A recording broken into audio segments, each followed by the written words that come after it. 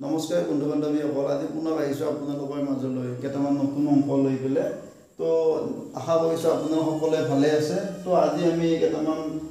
বেলেগ ধৰণৰ অংক লৈ আহিছোঁ, নিশ্চয় আপোনালোকে চাই ভাল পাব। ঠিক আছে, তো আজি প্ৰথম অংকটো কি চাই লওক যে এইটো আমাৰ মানে উলিয়াব লাগে। ঠিক আছে, যে 1 cube plus 2 cube plus 3 cube plus 5 cube dot dot dot dot 25 cube. ঠিক আছে, তাৰমানে ইয়াতে 5ৰ পৰা এইকেইটা 25লৈকে আছে। ঠিক আছে, তো এতিয়া চাব যে এনেকুৱা অংক আমি যেতিয়া পাম, ঠিক আছে, তো এনেকুৱা অংকবিলাকত আমি কি কৰিম, তো আমি ইয়াতে বেলেগ একো কৰিব লগা নাই। আমি চাই ল'ম যে ইয়াতে লাষ্টত মানে 1ৰ পৰা যদি এনেকৈ থাকে 1 কিউব 2 কিউব 3 কিউব 5 কিউব এনেকৈ 1ৰ পৰা যদি থাকে, ঠিক আছে, তো এনেকুৱা অংকবিলাকত আমি কি কৰিম, শেষৰ অংকটো চাম। শেষৰ অংকটো কি আছে, 25 আছে। তো আমি 25টো এনেকৈ লিখি ল'ম, লিখি লৈ তাৰ পিছৰ সংখ্যাটো আমি চাই ল'ম। তাৰ 25ৰ পিছত কি থাকে সাধাৰণতে 26, তো আমি 25ৰ পিছৰ সংখ্যাটো ল'লোঁ। ঠিক আছে, তাৰপিছত আমি এইখিনিক আমি 2 দি হৰণ কৰিম। ঠিক আছে, আৰু ওপৰত আমি এইটো ব্ৰেকেট দি আমি স্কুৱেৰ লিখি দিম। ঠিক আছে, তো এতিয়া চাব যে 2 দি 26ত কেইবাৰ যায়, 13 বাৰ যায়। তাৰমানে আমাৰ কি হ'ল, ব্ৰেকেটৰ ভিতৰত থাকিল 25 × 13। তো আপোনালোকে 25 আৰু 13টো পূৰণ কৰি চাওক। 13 × 5 × 65, 7 × 6, 13 × 2 = 26, 26 × 6 = 32। তাৰমানে আমাৰ এতিয়া এনসাৰটো আমি কি পাম, এই যিটো 325 আছে তাৰ স্কুৱেৰ কৰিলে পাম। ঠিক আছে, 325টো স্কুৱেৰ কৰিলে এতিয়া চাব যে ইয়াতে আমাৰ, তো ইয়াতে চাব যে আমাৰ 4টা অপচন দিয়া আছে। এইটো দিয়া আছে 1 0 5 6 2 5, এইটো দিয়া আছে 1 0 4 3 2 4, এইটো 3 2 3 8 4, এইটো 1 0 6 5 2 6। ঠিক আছে, তো আমাৰ এনসাৰটো হৈছে কি, যে আমাৰ এনসাৰটো হৈছে এইটো স্কুৱেৰটো, মানে 325ক আমি স্কুৱেৰ কৰিব লাগিব। ঠিক আছে, তো আপোনালোকে সদায় মনত ৰাখিব, যদি এটা সংখ্যাৰ এককৰ অংকটো 5 হয়, তাৰমানে ইয়াতে 325ৰ এককৰ অংকটো কি 5, তো ইয়াৰ যদি আমি বৰ্গ কৰি দিওঁ, মানে স্কুৱেৰ কৰি দিওঁ, তো ইয়াৰ বৰ্গফলটোতো এককৰ অংকটো 5 আহিব। ঠিক আছে, তো ইয়াতে আপোনালোকে আৰু একো বৰ্গ কৰি চাব লগা নাই, যে যিটো অংকত এককৰ ঘৰত 5 আছে সেইটোৱে আমাৰ এনসাৰ হ'ব। ঠিক আছে, তাৰমানে অৰ্থাৎ আপোনালোকে চাই ল'ব যে আমাৰ যিবিলাক অংক এককৰ ঘৰত 5 থাকে, মানে ইয়াতে 5 আছে, তো সেই অংকটো যদি, সেই সংখ্যাটো যদি আমি বৰ্গ কৰোঁ, সেই বৰ্গটো এককৰ স্থানত আমাৰ কি থাকিব লাগে, 5 থাকিব লাগে। ঠিক আছে, তো আমাৰ 325 আমি বৰ্গ কৰি চোৱাতকৈ আমি ডাইৰেক্ট ইয়াতে যিটো সংখ্যাত মানে এককত 5 আছে সেইটোৱে আমি বহুৱাই দিব পাৰিম। ঠিক আছে, আকৌ এবাৰ মই কৈ দিছোঁ, নিয়মটো চাই ল'ব যে কি, যদি ইয়াতে 1ৰ পৰা 25, 1ৰ পৰা যদি থাকে, আমাৰ চিৰিয়েলি যদি থাকে, ক্ৰম হিচাপত থাকে যদি, তো আমি কি কৰিম, শেষৰ অংকটো চাম 25, তাৰ লগত আমি 25ৰ পিছৰ অংকটো পূৰণ দিম। কি আছে পিছৰ অংকটো 26, তাকে আমি 2 দি হৰণ কৰিম, হৰণ কৰি পেলাই যিটো সংখ্যা পাম সেইটো আমি বৰ্গটো ল'ম। ঠিক আছে, তো ইয়াতে 2 দি 26ত 13 বাৰ গ'ল, 13 × 25, 325 পালোঁ, তো তাৰে আমি বৰ্গটো কি পাম, 1 0 5 6 2 5, তাৰমানে এনসাৰটো আমাৰ কি হ'ব, 1 0 5 6 2 5। ঠিক আছে, নিশ্চয় বুজি পাইছে। তো এইবাৰ আমাৰ দ্বিতীয় অংকটো চাব, যে দ্বিতীয় অংকটো কি দিয়া আছে চাই লওক।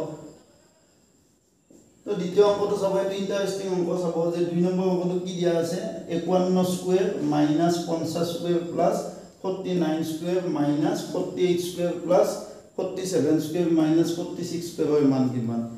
ঠিক আছে, অপশ্যন দিয়া আছে 291, 293, 1000, 256। তো এনেকুৱা অংক আহিলে আমি কি কৰিম। ঠিক আছে, তো কথাটো হ'ল, এতিয়া চাব যে মই এইকেইটা অপশ্যন লৈছোঁ, মানে এইকেইটা সংখ্যা লৈছোঁ, ইয়াৰ কাৰণে আপোনালোকক বেলেগ সংখ্যা দিব পাৰে। ঠিক আছে, তো যদি আমি ইয়াতে চাম যে আপোনালোকে চাই ল'ব যে 51ৰ পিছৰ সংখ্যাটো কি আছে, 50 আছে, মানে ডিফাৰেঞ্চটো 1 আছে। ঠিক আছে,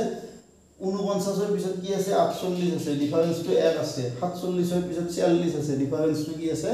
1 আছে। তো এনেহান যিবিলাক আমাৰ সংখ্যা থাকে, মানে 1 পাৰ্থক্য হোৱা সংখ্যা চাওক, 51 50, 49 48, 47 46, এইটো অংকৰ মাজত 1 পাৰ্থক্য। এইটোৰ পৰা এইটো বিয়োগ কৰিলে 1 পাম, 51ৰ পৰা 50 বিয়োগ কৰিলে 1 পাম, 49ৰ পৰা 48 বিয়োগ কৰিলে 1 পাম, 47ৰ পৰা 46 বিয়োগ কৰিলেও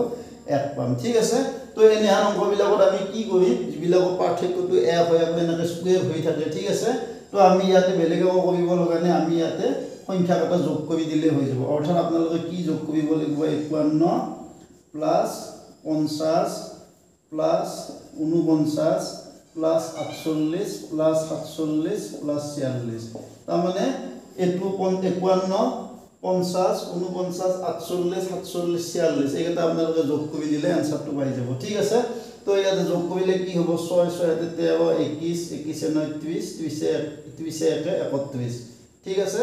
এটো চাই লওক 5 5 5 10 14 18 22 22 26 আমাৰ 3 আছিল 26 3 29 তো আমাৰ এনসারটো কি হ'ব 291 হ'ব ঠিক আছে তো এনে যিবিলাক মানে এনেকৈ বৰ্গ হৈ থাকে আৰু পাৰ্থক্যটো এক হয় তেতিয়া আপোনালোকে এনেকৈ যোগ কৰি দিলে এনসাৰটো আহি যাব ঠিক আছে নিশ্চয় বুজি পাইছে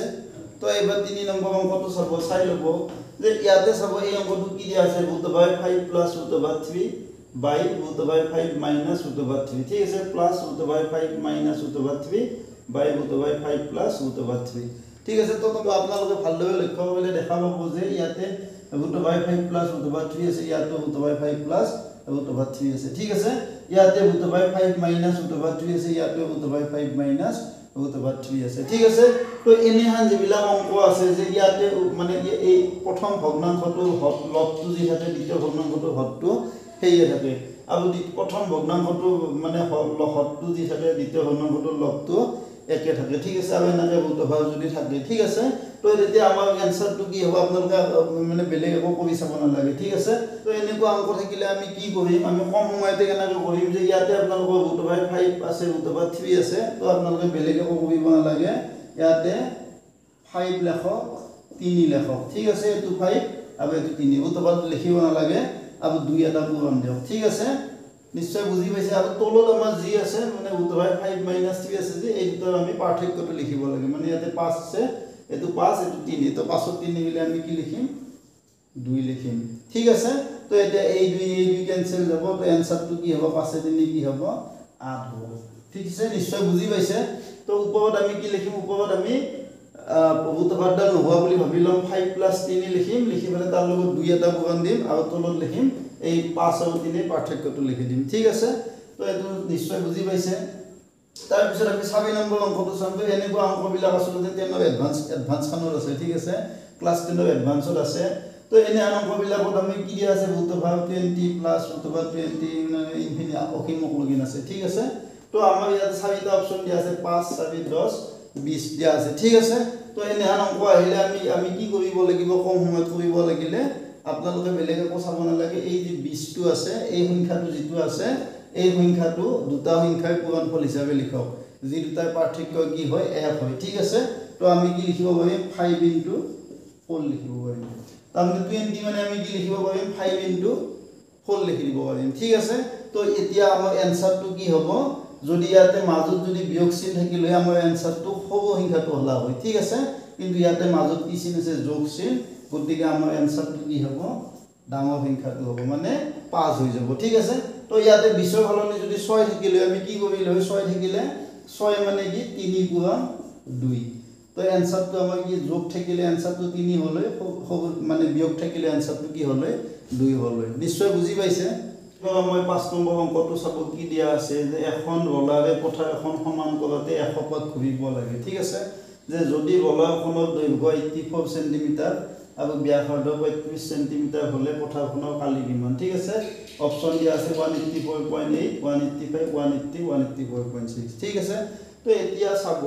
যে আমাৰ যিবিলাক ৰলাৰ আছে বা ঘূৰণীয়া বস্তু আছে সেইবিলাকে সদায় এক পাকত সদায় তাৰ পৰিধিটো সমান দূৰত্ব যায় ঠিক আছে তো ইয়াতে এই পথাৰখনত কিমান পাক ঘূৰিছে 100 পাক ঘূৰিছে ঠিক আছে তো আমি যদি ৰলাৰখনে এক পাকত কিমান যায় সেইটো উলিয়াব পাৰো তাৰ লগত আমি 100 টো পূৰণ দিলে 100 পাকত ঘূৰাটো আমি টোটাল সেইখিনি উলিয়াব পাৰিম ঠিক আছে তাৰ মানে ফিল্ডখনত 100 পাক ঘূৰিব লাগে মানে 100 পাকত যিমান ঠাই যায় সেইখিনি ফিল্ডখনত আছে তো আমি ইয়াতে কি কৰিম প্ৰথমতে ৰলাৰখনৰ এক পাকত যোৱা পৰিধিটো উলিয়াই লম মানে এক পাকত যোৱা কালিখিনি উলিয়াই লম ঠিক আছে তো এইটো কি আছিল ৰলাৰখনৰ পৰিধি তো ৰলাৰখনৰ পৰিধি কি 2π rh ঠিক আছে তো ইয়াতে 2π মানে 7/22 r মানে 35 আৰু h মানে 84 ঠিক আছে তো এটো আপোনালোকে 7/35 কাটি দিয়ক তো এতিয়া চাব যে আমি পূৰণ কৰিব লাগে 2 22 5 আৰু 84 তো 5 * 10 টো মই আগতে কৰি ললো 5 * 10